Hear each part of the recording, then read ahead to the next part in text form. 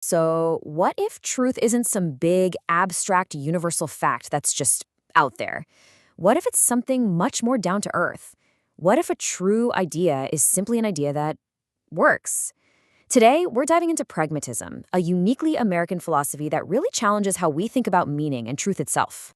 You know, the story goes that around the turn of the 20th century, the great philosopher and psychologist William James got a question from a student.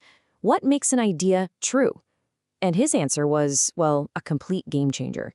He didn't start talking about logic or how ideas mirror reality. Nope. He talked about usefulness. A true idea, he said, is one that helps you get stuff done. Okay, but hold on. This idea immediately makes you pause, right? Is a belief true just because it makes me feel better? Is a scientific fact, like the distance to the sun, only true if that information is useful to somebody? And right there, that's the central tension, the big question that pragmatism forces us to wrestle with. To really get why this whole what works idea was so radical, we have to rewind a bit and see the problem it was trying to fix. Because by the 19th century, you could argue that philosophy had kind of painted itself into a corner. It was stuck. For centuries, you had these two philosophical heavyweights just slugging it out.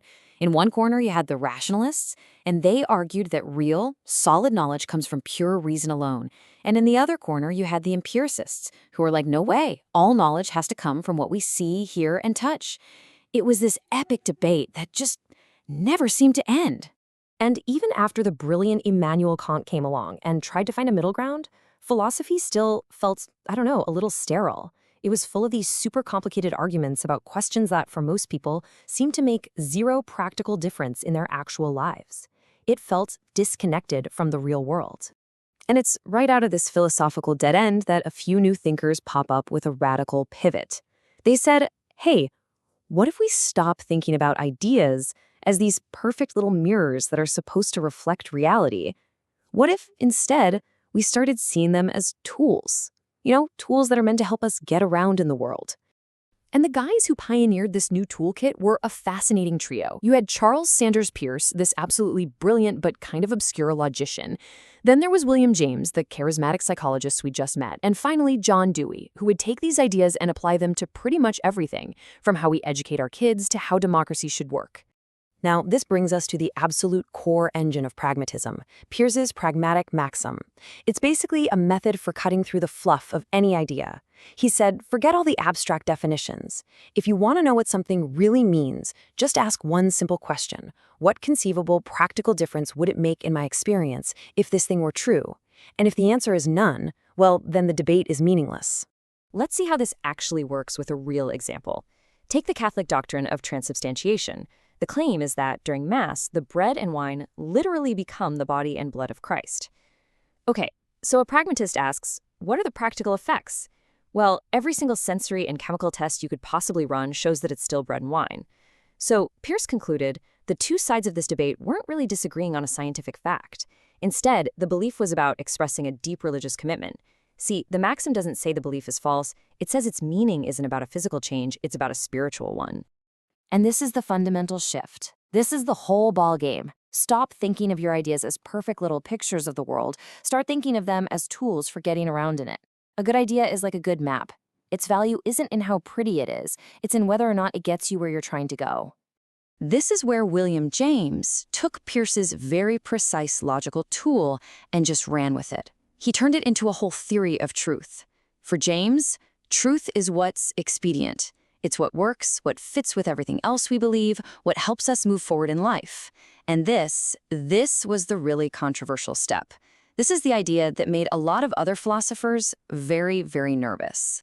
So, what does this actually look like in the real world? Let's take this philosophical toolkit and see how it completely changes the way we approach actual, tangible problems.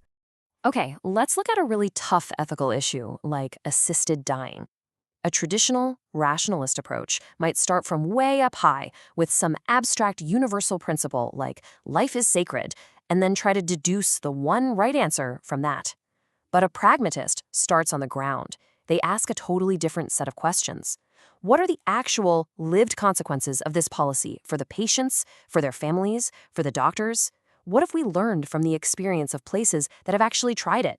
It's all about grounding the debate in messy, complicated human reality. And John Dewey, he took this idea even further. He basically said, our moral principles aren't these eternal laws that are written in the stars somewhere.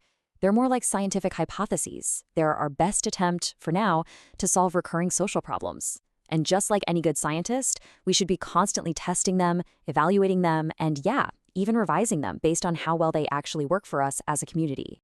But look, this approach raises some really tough questions. Is what works truly a solid enough foundation to build our entire sense of truth and morality on? We have to look at the major critiques. And critics have some really powerful objections. First, if truth is just what works, you immediately have to ask, works for whom? A policy might work great for a big corporation, but be a total disaster for its workers or the environment. Second, there's the huge risk of only focusing on what works right now and completely ignoring devastating long-term consequences.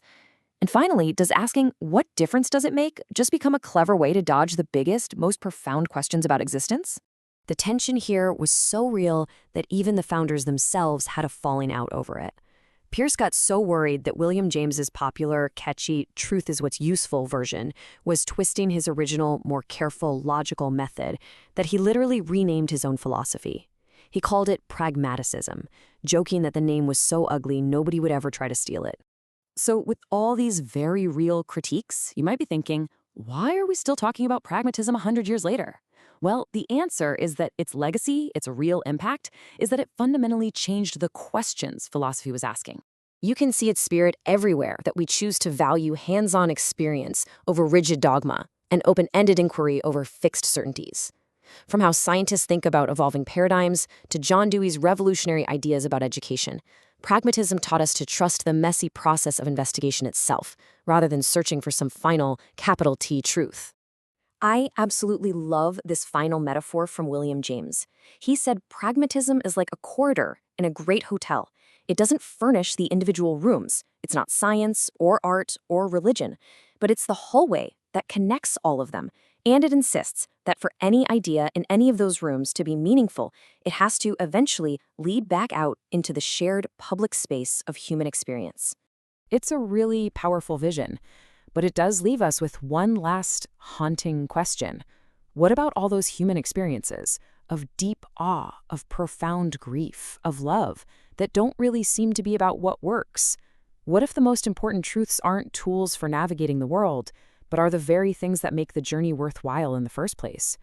What if they don't live in the corridor at all, but are only whispered in the quiet of the rooms themselves?